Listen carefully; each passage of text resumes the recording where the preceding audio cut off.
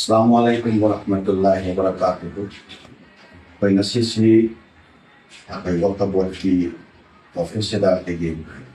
wakabot ki na yoga official sing gauna ay sa metro mga kanito ki state ki alumang president gauna. Ukulgi masasuki matang da abay marang si abay kulda ki tim mama abay sapa aga tim sigalo yung abay district administration ni Kampuga binaruga na sila kini angka abay laiba na sili matang ano ba na nawak kulda laiba masasuki hosi wala status sili matang na yung situation na matang tagay pa na mayam da how ba nungay ba panic ba confused ba yung mga kanong sila matang yung sa kanda ang tanda na ba kaya na isa sa bulaga best ikadi pagpapituwa ka ito sa bali ako'y upurla laiba masasisema si 1995 tagi ako'y matamda Manipur State Government tagi allotment or piraga diba puntung hari ba punjigi ba sipki village sipki no objections adugen na simba piraga hari ba nasa laki adugo haukiba 2019 da apni district court complex mari layana hai ba mafam se masi akoi masisi thadok piraga atopa mafam amada masisi ongtok piro madi lam ko bijan ya ba pa mala padagi 2019 sida akoi maruwaina zamit ko le ma masun akoi all Manipur Muslim organizations ko na tin committee na matumida ko ko satna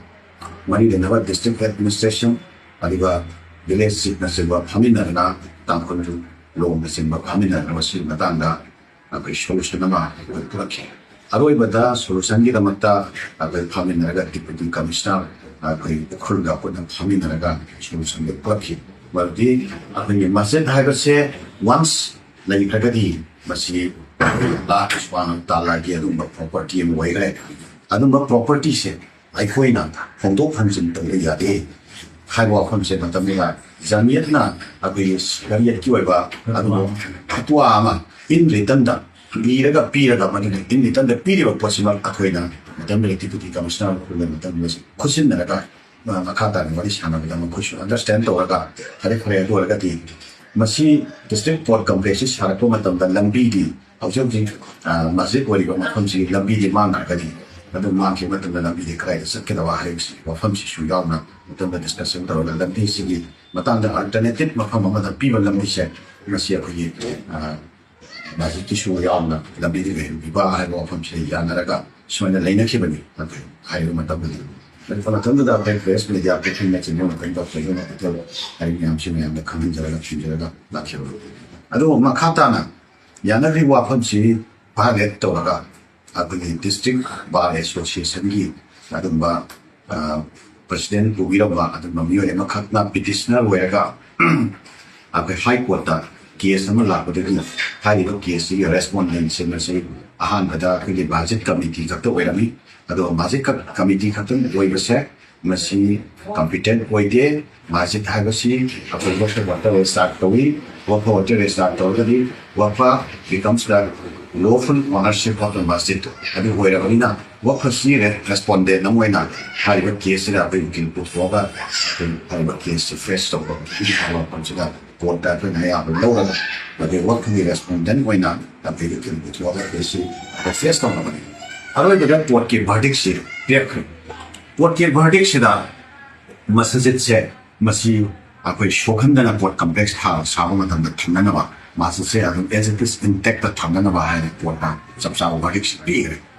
CA मरा से दा अकोई की chief justice से high low मफहम से दा अनी अक्सर लगा मसामा में visit तो है अभी मतम जो chief justice तो ahan beli ramba chief justice tu na taba ano ko chief justice tu samuk sana ga visit tau hai hari ko sida su court complex halo na tanda masase chi shokhan dana masase as it is adum intact thang na ba afam thau hana mamang da court complex hana na ba ki hota Manipur government na lam piba matam da su hari ba masjid ki area se masi exclude tawi hai na ajne in return da pallaga hari ba number si hari ba magi ino miyam se leon ni magi chap chaba documents miyam do pangla kanda wa hari wa allotment wala se pi ki ano masi pot se pot na so dum tin tek to ka thambira me hata ano sumai to ga leiba status se object final wa ba court ki ma si na khaba matung ta akoi gi village authority ki mai kai de ha ba ta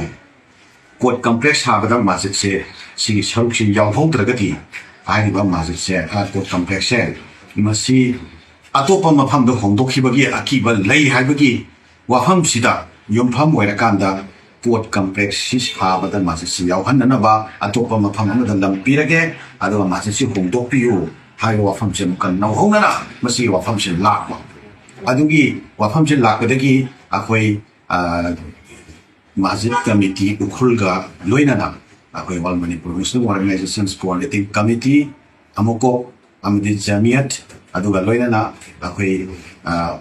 ampwagi adumba keno singshu myo singshu yauna akoi kitat na akoi jamiat ki headquarter wa bopra masiki mathak sira akoi meeting thammaga masi matam time to time me am se koi nei dra lakpani makha tarak pada masi wafam si misunderstanding ama lekpa targa di madu intervention nama pibi na ba akoy maluoina akoy United Naga Council da masi wafam si official akoy knowledge ama thamsi haidna akoy amupo ki mai degi akoy United Naga Council se akoy official di akoy connect toraga akoy jamiat yawba jamiat na lusingba akoy team mama mupo ki myo sing yaw na akoy kemo da chataga akoy senapati da chataga akoy hamin naga United Naga Council in Washing akoy hamin naga ko haiba mas sige matang se akoy document lo ina detail lo document sing no akoy da khosin naga akoy da shan naga lakani makata na Imphal da mutang United Naga Council in Washing sin lakpi na ba akoy invitation pijabuni aduga makoy sin lakhi adu matam tu da so akoy jamiat ki myo sing yawi ka aduga akoy gi ampwagi so ampwagi level ba akoy gi malwai ro commission yawi ka akoy amupu ka punna akoy United Naga Council ani ra so da kami na misi tan do wai shana la bani makha tarak pada akoy hai ba masjid ki area se masinda akoy gi leiba lam se masi akoy agreement tawni hai ba akoy voluntary ki tongan de agreement lama tawraga lam che hongdo an ba tawni hai na masjid committee da akoy village authority ki mai kai de kan pressure khan la khre hai wa pham chi la de akoy wakha board se tangai fadana akoy statutory body amoina lawful authority amoina wakha board si intervention tawhan da ba ya tadana tangai fadana wakha board ka akoy consider tawina matunda wakha board ki mai kai chithi ma akoy deputy commissioner ukhul da thawani and any agreement wakha board nataba kana gumba party amana akoy maji sigi matang do fong do ko na traga hongjin ba adi baga mari le na agreement to pa taragadi adu me agreement do null and void hoigani haiba tom taragadi haiba null and void hoigani haiba pamsi ira khangni ni adu na maram wara kanda maji community ukhulga makoina taunaruri ba agreement se chataba yatre haiba pamsi le ma tungda le adu ragadi fare koi maji se intact adum kaidana le rani maji ki jaga bi shop ya rawe adu ko na su exclude tore adiba comment environment to the spot tore makata na work na su mari hot to literate to kam ire shop ya ro ha ko pham chin le ma tu le di nambi gi matang si kamai ni to ga gi ha ba nambi gi matang si uncertain wai ba situation la ma erais to ana nambi gi uncertain wai ba situation che masi akoi work of what official sin yauna akoi state ki le ba CSO representative sin maru waina akoi jamiat aduga angko jamitul ulama si yauraga akoy ampwagi su akoy anjing yawi ga do ne ro khong sa da badagi do yaw ma ki da ni hai ro sin si yawi la ga akoy sadaga amtang thamin na si aduga phamin na wai kai han da tau si hai da akoy khanra ma tung da akoy deputy commissioner ko se masi wo for what ki chu da official wai ba letter na ma hiraga akoy timama official timama ga wen na along with akoy CSO representative sin yaw na president la la phamina na ba jang to si hai ba proposal se thara ma tinga ngarang si akoy tang tere ngarang august ki tang tere sorry august ki tang tere shesh la akoy ngarang akoy akun ba timama khat official wen na chati ꯍꯥꯏꯔꯤꯕ ꯇꯤꯝꯁꯦ ꯍꯥꯟꯅ ꯃꯥꯡꯖꯧꯅꯅ ꯃꯈꯣꯏꯗ ꯈꯪꯍꯟꯈ꯭ꯔꯕ ꯑꯗꯨꯝꯕ ꯀꯩꯅꯣ letter ꯑꯃ ꯊꯥꯔꯒ ꯈꯪꯍꯟꯈ꯭ꯔꯕ ꯇꯤꯝꯅꯤ ꯑꯗꯨꯒ ꯍꯥꯏꯔꯤꯕ ꯇꯤꯝꯁꯤꯗ ꯌꯥꯎꯔꯤꯕ ꯃꯤꯑꯣꯏꯁꯤꯡꯁꯤ ꯑꯩ ꯑꯃꯨꯛꯇꯪ ꯄꯥꯊꯣꯛꯆꯔꯛꯀꯦ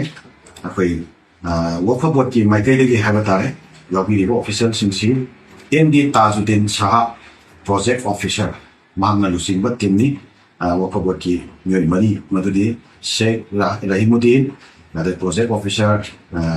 ꯅꯤ ꯑꯗꯨꯒ MD ꯏꯁꯂꯥꯃꯨddin ꯈꯥꯟ ꯃꯥꯁꯤ ꯑꯦꯁꯤꯁꯇꯦꯟ ꯄ꯭ꯔꯣꯖꯦꯛ ꯑꯣꯐꯤꯁꯔꯅꯤ MD Abdul Majid assistant project ꯑꯣꯐꯤꯁꯔꯅꯤ ꯑꯗꯨꯒ ꯍꯥꯏꯔꯤꯕꯁꯤꯒ ꯂꯣꯏꯅꯅ ꯑꯇꯣꯞꯄ ꯃꯤꯑꯣꯏꯁꯤꯡꯁꯨ ꯋꯥꯛꯐ ꯕꯣꯔꯗꯀꯤ ꯃꯤ ꯑꯇꯣꯞꯄ ꯑꯅꯤ ꯑꯃꯁꯨ ꯑꯩꯈꯣই ꯇꯤꯝꯁꯤꯗ ꯑꯦꯁꯤꯁ ꯇꯧꯔꯒ ꯑꯩꯈꯣꯏ ꯄꯨꯟꯅ ꯆꯠꯃꯤꯟꯅꯈꯤ ꯑꯗꯨꯒ ꯃꯈꯥ ꯇꯥꯔꯛꯄꯗ ꯑꯩꯈꯣꯏꯒꯤ CSOꯁꯤꯡꯒꯤ ꯃꯥꯏꯀꯩꯗꯒꯤ ꯍꯥꯏꯕ ꯇꯥꯔꯦ ꯑꯗꯣ ꯑꯍꯥꯟꯕꯗ ꯑꯩꯈꯣꯏ ꯖꯃꯤꯌꯠꯀꯤ ꯃꯤꯑꯣꯏ ꯖꯃꯤꯌꯠꯇꯨꯜ ꯎꯂꯦꯃꯥ ꯃꯅꯤꯄꯨꯔꯒꯤ ꯃꯥꯏꯀꯩꯗꯒꯤ ꯃꯧꯂꯥꯅꯥ ꯁꯩꯌꯗ ꯑꯍꯃꯗ PH ꯏꯃꯥꯝ ꯕꯧꯄ꯭ꯔꯥ ꯑꯗꯨꯒ ꯄ꯭ꯔꯁꯤꯗꯦꯟꯠ ꯖꯃꯤꯌꯠꯇꯨꯜ ꯎꯂꯦꯃꯥ ꯃꯅꯤꯄꯨꯔꯁꯤ ꯃꯍꯥꯛꯅ ꯂꯨꯆꯤꯡꯕꯤꯕ ꯖꯃꯤꯌꯠꯇꯨꯜ ꯎꯂꯦꯃꯥ ꯃꯅꯤꯄꯨꯔꯒꯤ ꯃꯤꯑꯣꯏ ꯃꯔꯤ ꯍꯥꯏꯕ ꯇꯥꯔꯦ ꯑꯗꯨꯗꯤ ꯃꯍꯥꯛ ꯃꯁꯥꯃꯛ ꯂꯩꯔꯦ ꯑꯅꯤꯁꯨꯕꯗ ꯃꯧꯂꯥꯅꯥ ꯃꯣꯏꯖꯨꯗꯤꯟ ꯑꯗꯨꯒ ꯑꯍꯨꯝꯁꯨꯕꯗ ꯃꯧꯂꯥꯅꯥ ꯑꯕꯗꯨꯜ ꯍꯀꯤꯝ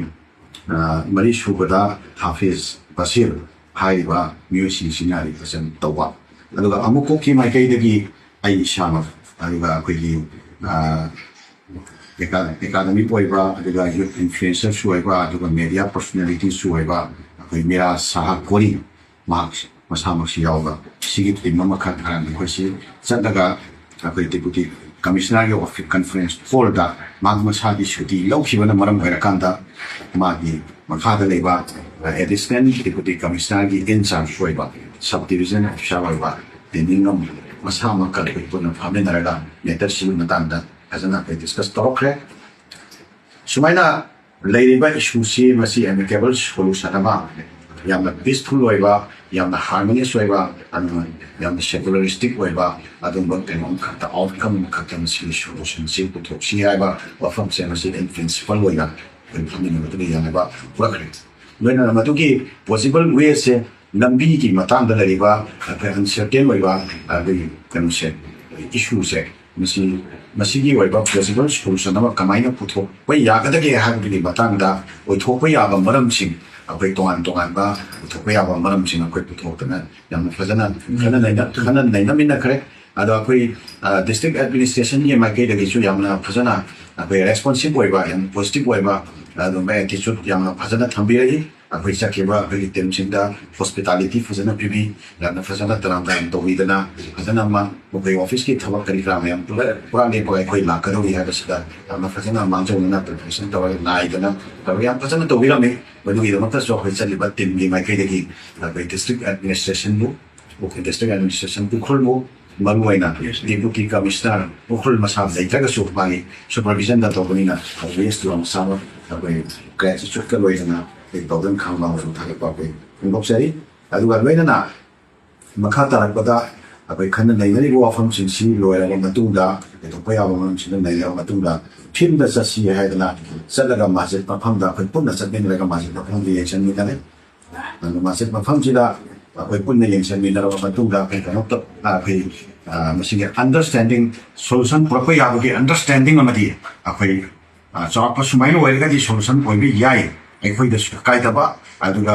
ꯀꯣꯔꯠ ꯀꯝꯄ꯭ꯂꯦꯛꯁ ꯁꯥꯕꯗꯁꯨ ꯀꯥꯏꯗꯕ ꯚꯤꯂꯦꯖꯔꯁꯤꯡꯗꯁꯨ ꯀꯥꯏꯗꯕ ꯂꯣꯏꯅꯃꯛꯇ ꯀꯥꯏꯔꯣꯏꯗꯕ ꯁꯣꯂꯨꯁꯟꯁꯤ ꯁꯨꯃꯥꯏꯅ ꯑꯣꯏꯕ ꯌꯥꯏ ꯍꯥꯏꯕꯒꯤ ꯑꯟꯗꯔꯁꯇꯦꯟꯗꯤꯡ ꯑꯃ ꯐꯥꯎꯕꯗꯤ ꯐꯥꯏꯟ ꯑꯥꯎꯠ ꯇꯧꯕ ꯉꯝꯃꯦ ꯑꯗꯨꯕꯨ ꯃꯁꯤ ꯐꯥꯏꯅꯦꯜ ꯑꯣꯏꯕ ꯑꯗꯨꯝꯕ ꯑꯥꯎꯠꯀꯝ ꯑꯃ ꯃꯛꯇꯤ ꯅꯠꯇ꯭ꯔꯤꯕꯅꯤꯅ ꯃꯗꯨꯒꯤ ꯄꯣꯠꯇꯣ ꯑꯩꯈꯣꯏ ꯄꯥꯕ꯭ꯂꯤꯛ ꯗꯣꯃꯦꯟꯗ ꯑꯩꯈꯣꯏ ꯐꯣꯡꯗꯣꯛꯄ ꯑꯗꯨꯒ ꯊꯝꯕꯃꯛꯇꯤ ꯑꯩꯈꯣꯏ ꯃꯇꯥꯡ ꯆꯥꯗ꯭ꯔꯤ ꯐꯥꯏꯅꯦꯜ ꯑꯣꯏꯕ ꯑꯗꯨꯒꯨꯝꯕ ꯇꯥꯡꯀꯛ ꯑꯃ ꯑꯩꯈꯣꯏ ꯂꯥꯛꯄ ꯌꯥꯏ ꯍꯥꯏꯕꯒꯤ ꯑꯩꯈꯣꯏ ꯊꯥꯖꯕꯗꯣ ꯂꯥꯛꯄ ꯌꯥꯔꯅꯤ ꯍꯥꯏꯕꯒꯤ ꯊꯥꯖꯕꯗꯨꯗꯤ ꯑꯩꯈꯣꯏ ꯄꯨꯔꯒ ꯑꯗꯨꯃꯥꯏꯅ ꯍꯜꯂꯛꯈ꯭ꯔꯦ ꯍꯥꯏꯕ ꯇꯥꯔꯦ ꯃꯇꯥꯡ ꯁꯤꯗꯩꯁꯤꯗ ꯑꯩꯈꯣꯏꯅ ꯃꯌꯥꯝꯗ ꯀ꯭ꯂꯤꯌꯔ ꯇꯧꯖꯅꯤꯡꯕ ꯄꯣꯠ ꯑꯃꯅ ꯑꯩꯈꯣꯏꯒꯤ ꯕꯦꯔꯟꯗꯥ ꯑꯩꯈꯣꯏꯒꯤ ꯃꯁꯖꯤꯗꯀꯤ ꯕꯦꯔꯟꯗꯥꯒꯤ ꯄꯣꯔꯁꯟ ꯈꯔ ꯑꯩꯈꯣꯏꯅ ꯚꯣꯂꯟꯇꯔꯤꯂꯤ ꯂꯧꯊꯣꯛꯄꯁꯦ ꯃꯁꯤ ꯑꯩꯈꯣꯏ ꯃꯁꯖꯤꯗꯀꯤ ꯁꯔꯨꯛꯁꯦ ꯏꯚꯤꯛꯁꯟ ꯇꯧꯈ꯭ꯔꯕ꯭ꯔꯥ ꯊꯨꯒꯥꯏꯈ꯭ꯔꯕ꯭ꯔꯥ ꯃꯁꯖꯤꯗꯁꯤ ꯊꯨꯒꯥꯏꯈ꯭ꯔꯕ꯭ꯔꯥ ꯍꯥꯏꯕꯒꯤ ꯃꯌꯥꯝꯗ ꯑꯩꯈꯣꯏ ꯄꯦꯅꯤꯛ ꯑꯣꯏꯕ ꯌꯥꯝꯅ ꯑꯩꯈꯣꯏ ꯆꯃꯝꯅꯕ ꯌꯥꯝ ꯀꯟꯐ꯭ꯌꯨꯖ ꯑꯣꯏꯕ ꯑꯗꯨꯒ ꯑꯩꯈꯣꯏꯅ ꯊꯃꯣꯏꯗ ꯌꯥꯝꯅ ꯅꯨꯡꯉꯥꯏꯇꯕ ꯐꯥꯎꯕ ꯀꯩꯅꯣꯃ ꯂꯩꯔꯦ